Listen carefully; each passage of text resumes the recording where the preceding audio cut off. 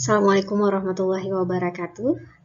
Perkenalkan, saya Rulianti Wahyuni. Saya mahasiswa Magister Akuntansi dari Sekolah Tinggi Ilmu Ekonomi Swadaya. Kali ini saya akan membahas materi tujuan dan tanggung jawab audit, yang ini merupakan bagian dari mata kuliah Auditing dan Assurance, di mana mata kuliah ini dosen pengampunya adalah Dr. Bashiruddin Nur, MAK CPI CA CPA.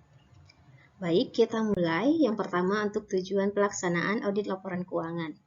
Di PSA 02 atau juga di SA 110, ini adalah standar audit ya. Tujuan audit atas laporan keuangan oleh auditor independen itu pada umumnya adalah untuk menyatakan pendapat tentang kewajaran dalam semua hal yang material, posisi keuangan, hasil usaha, perubahan ekuitas, dan arus kas sesuai dengan prinsip akuntansi yang berlaku umum di Indonesia. Kemudian tanggung jawab manajemen. Nah, manajemen punya tanggung jawab dia terhadap laporan keuangan. Yang pertama adalah untuk menerapkan kebijakan akuntansi yang memadai. Yang kedua, manajemen itu harus mendesain dan mengaplikasikan pengendalian internal. Dan terakhir adalah manajemen bertanggung jawab untuk menyajikan laporan keuangan yang wajar. Lalu bagaimana dengan tanggung jawab auditor? Dalam SA 110 diatur bahwa auditor itu mempunyai tanggung jawab untuk mulai dari merencanakan dan menjalankan audit. Tujuannya adalah untuk memperoleh keyakinan yang memadai mengenai apakah laporan keuangan itu telah bebas dari salah saji material yang disebabkan oleh kesalahan atau kecurangan. Jadi dalam memenuhi tanggung jawabnya, auditor itu harus memperhatikan yang pertama salah saji. Apakah salah saji tersebut material atau tidak material. Kemudian adanya keyakinan yang memadai. Kemudian bisa melihat apakah di dalam laporan keuangan atau dalam proses pembuatan laporan keuangan itu ada kesalahan atau ada kecurangan, di mana ini juga diatur dalam PSA 70 dan SA 316. Juga yang terakhir adalah skeptisme profesional yang diatur di PSA 04 dan SA 230. Sekarang kita lihat di salah saji material dan tidak material.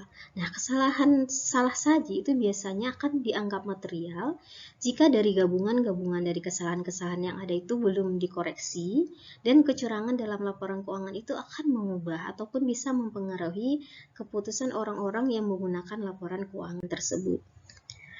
Untuk keyakinan memadai ini adalah keyakinan yang merupakan suatu ukuran ya atas tingkat kepastian yang telah didapatkan oleh auditor saat audit telah diselesaikan. Sedangkan konsep memadai, jadi di sini memadai tapi bukan absolut. Di sini menandakan bahwa auditor itu bukanlah penjamin kebenaran atas laporan keuangan. Selanjutnya kita lihat kesalahan, ini apakah namanya kesalahan ataupun kecurangan. Jadi kesalahan merupakan salah saji dalam laporan keuangan yang tidak disengaja.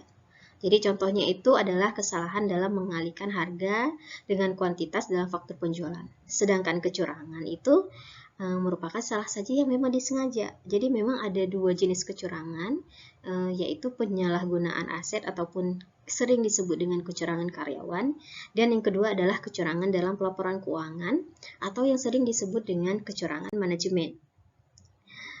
Yang selanjutnya adalah skeptisme profesional, di mana skeptisme profesional ini adalah suatu perilaku atau pemikiran yang secara kritis dan penilaian kritis atas bahan bukti audit. Jadi audit itu didesain untuk menghasilkan keyakinan yang memadai untuk mendeteksi baik itu dari kesalahan-kesalahan material maupun kecurangan dalam laporan keuangan. Jadi di sini auditor dengan skeptisme profesional itu tidak selalu harus menganggap bahwa manajemen telah berlaku jujur, namun harus ada kemungkinan juga adanya ketidakjujuran dari manajemen yang harus dipertimbangkan oleh auditor. Bagaimana tanggung jawab auditor dalam mendeteksi kesalahan saji material? Jadi auditor tuh menekan beragam kesalahan yang diakibatkan oleh kesalahan-kesalahan dalam perhitungan, kealpaan, kesalahpahaman, dan kesalahan penerapan dari standar akuntansi, juga kesalahan dalam pengelompokan dari penjelasan atas laporan keuangan. Dalam mendeteksi kecurangan secara material, tanggung jawab auditor itu yang pertama adalah melihat kecurangan dalam laporan keuangan itu berbahaya. Jadi bisa membahayakan para pengguna dengan memberikan informasi laporan keuangan yang salah untuk membuat keputusan. Jadi auditor bertanggung jawab untuk mendeteksi daripada kecurangan ini. Kemudian secara khas kecurangan dalam laporan keuangan itu biasanya pasti dilakukan oleh manajemen. Kenapa? Karena manajemen itu berada dalam posisi yang mampu menentukan keputusan-keputusan terkait dengan akuntansi dan pelaporannya tanpa sepengetahuan karyawan. Kemudian tanggung jawab auditor untuk membongkar tindakan ilegal. Jadi berdasarkan PSA 31 juga SA 317, tindakan ilegal itu adalah pelanggaran terhadap hukum atau peraturan pemerintah selain kecurangan. Jadi tindakan ilegal itu ada yang berdampak langsung. Contohnya itu kita juga harus mengevaluasi apakah terdapat bahan bukti yang tersedia dan bisa mengidentifikasikan adanya pelanggaran yang signifikan terhadap peraturan perpajakan pemerintah. Itu yang berdampak langsung ya. Kalau yang berdampak tidak langsung misalnya melanggar hukum perlindungan lingkungan, ada inside trading, ada pelanggaran hukum atas hak sipil dan peraturan keselamatan karyawan. Ada 3 tingkat tanggung jawab untuk menentukan dan melaporkan tindakan-tindakan ilegal. Yang pertama adalah akumulasi dari bukti ketika tidak ada alasan untuk meyakini adanya tindakan ilegal berdampak tidak langsung. Kemudian akumulasi bukti ketika tidak ada alasan untuk meyakini adanya tindakan ilegal berdampak langsung atau tidak langsung yang mungkin timbul. Dan yang ketiga adalah tindakan ketika auditor mengetahui adanya tindakan ilegal. Baik, selanjutnya kita melihat ke siklus laporan keuangan. Jadi audit dilakukan bisa dengan cara membagi laporan keuangan menjadi segmen ataupun komponen yang lebih kecil. Hal ini untuk memudahkan pelaksanaan audit dan membantu pembagian tugas kepada anggota tim audit ya. Jadi salah satunya pendekatan siklus ini secara umum yang digunakan dalam mengelompokkan audit dengan tetap menjaga jenis atau kelompok transaksi dan saldo yang terkait erat dalam satu kelompok yang sama. Jadi kita bisa lihat pendekatan dari siklus itu bisa dari mulai kalau satu siklus itu adalah siklus penjualan dan penagihan, kemudian ada siklus pembelian dan pembayaran, siklus penggajian dan kepegawaian, siklus persediaan dan pergudangan, dan terakhir adalah siklus akuisisi modal dan pelunasan. Jadi di sini kita bisa lihat hubungan di antara siklus ya, antara siklus-siklus yang sudah disebutkan tadi itu saling berhubungan. Nah, di sini maka akan dibagi laporan keuangan itu dibagi menjadi segmen-segmen berdasarkan siklus ini untuk memudahkan pembagian dalam audit ya. Selanjutnya menetapkan tujuan audit. Jadi cara yang paling efektif dan efisien untuk melakukan audit itu dengan mendapatkan beberapa kombinasi keyakinan untuk setiap kelompok transaksi dan untuk saldo akhir akun-akun transaksi. Jadi ada 3 nih, tujuan audit terkait transaksi, tujuan audit terkait saldo, dan tujuan audit terkait penyajian dan pengungkapan informasi keuangan. Jadi kalau tujuan audit terkait transaksi, ada beberapa tujuan audit yang harus dipenuhi sebelum auditor dapat menyimpulkan bahwa transaksi tersebut itu telah dicapai. Kalau tujuan audit terkait saldo adalah beberapa tujuan audit yang harus dipenuhi oleh masing-masing saldo akun. Tujuan audit terkait transaksi itu memberikan kerangka untuk membantu auditor dalam mengumpulkan bahan bukti audit yang memadai yang diharuskan oleh standar ketiga pekerjaan lapangan dan untuk memutuskan bukti yang tepat untuk dikumpulkan bagi setiap kelompok transaksi itu sesuai dengan kondisi kontrak kerja tersebut. Jadi tujuan umum terkait transaksi itu ada keterjadian, kelengkapan, akurasi, pemindah bukuan dan pengikhtisaran, klasifikasi, dan penetapan waktu. Sedangkan tujuan khusus audit terkait transaksi, untuk setiap kelompok transaksi yang penting dapat dikembangkan ya. Jadi kelompok-kelompok transaksi tersebut biasanya termasuk dari penjualan, penerimaan kas, pembelian barang dan jasa, juga gaji dan sebagainya. Selanjutnya adalah tujuan audit terkait saldo, di mana untuk memberikan kerangka kerja untuk membantu auditor mengumpulkan bahan bukti yang memadai. Jadi tujuan audit terkait saldo ada yang bersifat umum dan ada juga yang bersifat khusus. Jadi kalau bersifat umum itu ada keberadaan juga ya, keberadaan, kelengkapan, akurasi, klasifikasi, pisah batas, keterikatan perincian saldo, kemudian nilai terrealisasi, juga hak dan kewajiban. Bagaimana dengan tujuan khususnya? Jadi setidaknya ada satu tujuan khusus ya terkait dengan saldo yang memang harus dimasukkan ke dalam setiap tujuan umum audit terkait saldo.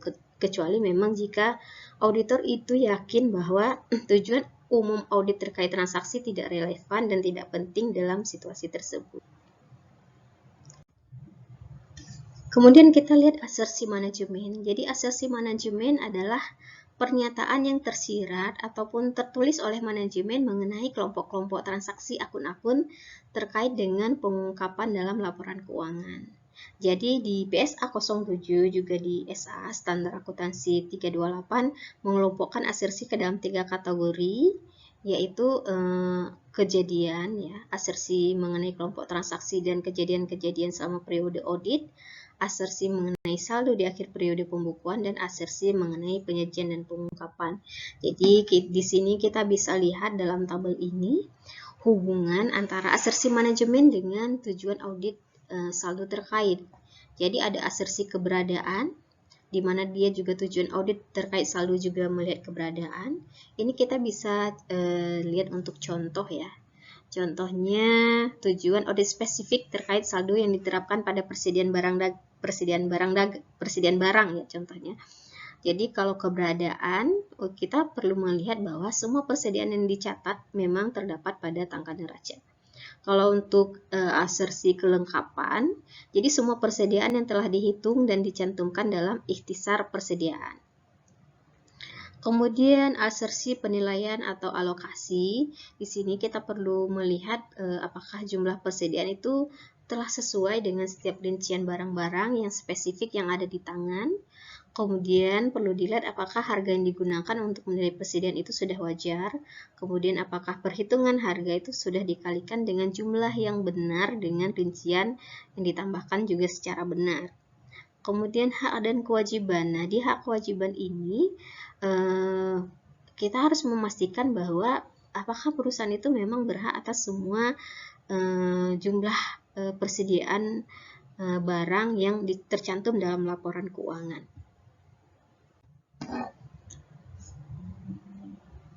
Tujuan audit terkait penyajian dan pengungkapan, di mana tujuan audit terkait penyajian dan pengungkapan sama dengan asersi manajemen untuk penyajian dan pengungkapan. Jadi seperti yang sudah kita lihat di tabel tadi ya. Selanjutnya ada 4 fase dalam proses audit. Baik. Ada 4. Yang pertama fase 1 atau fase pertama adalah mulai dari merencanakan dan merancang sebuah pendekatan audit. Fase yang kedua mulai dari melaksanakan pengujian pengendalian dan pengujian substantif transaksi. Fase yang ketiga adalah melakukan prosedur analitis dan pengujian atas rincian saldo. Dan fase yang terakhir atau yang keempat adalah menyelesaikan audit dan menerbitkan laporan audit. Baik, kita lihat dari fase yang pertama ya. Nah, di fase pertama ini harus ada pertimbangan untuk memilih pendekatan untuk mengaudit. Yang pertama, pertimbangan dari bukti yang memadai dalam jumlah yang cukup itu harus dikumpulkan untuk memenuhi tanggung jawab profesional dari auditor ya. Kemudian biaya pengumpulan dan bahan bukti sebaiknya diminimalisir. Kemudian di aspek kunci pendekatan audit. Yang pertama adalah mendapatkan pemahaman atas entitas klien dan lingkungannya. Jadi selanjutnya kita juga harus bisa memahami pengendalian internal dan menilai risiko pengendalian, di mana auditor itu harus mengidentifikasi pengendalian internal dan mengevaluasi efektivitasnya. Yang ketiga, menilai risiko salah saji material dengan memahami pengendalian internal juga strategi bisnis klien serta efektivitas dalam pengendalian internal ya. Kemudian di fase kedua, setelah fase pertama, fase kedua adalah mulai dari melaksanakan pengujian pengendalian dan pengujian substantif transaksi. Pengujian pengendalian itu adalah untuk menguji efektivitas pengendalian, sedangkan pengujian substantif adalah mengevaluasi catatan transaksi klien dengan melakukan verifikasi jumlah nominal transaksi. Kemudian fase yang ketiga adalah melakukan prosedur analitis dan pengujian atas rincian saldo. Jadi prosedur analitis ini untuk digunakan menggunakan perbandingan dan keterkaitan untuk menilai apakah saldo akun ataupun data lain itu sudah disajikan secara wajar.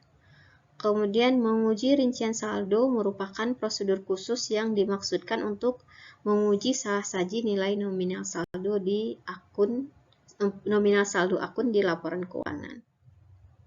Dan fase yang terakhir adalah menyelesaikan audit dan menerbitkan laporan keuangan. Jadi ketika audit telah diselesaikan, jadi seorang akuntan publik itu harus menerbitkan laporan untuk menyertai laporan keuangan yang diterbitkan oleh klien.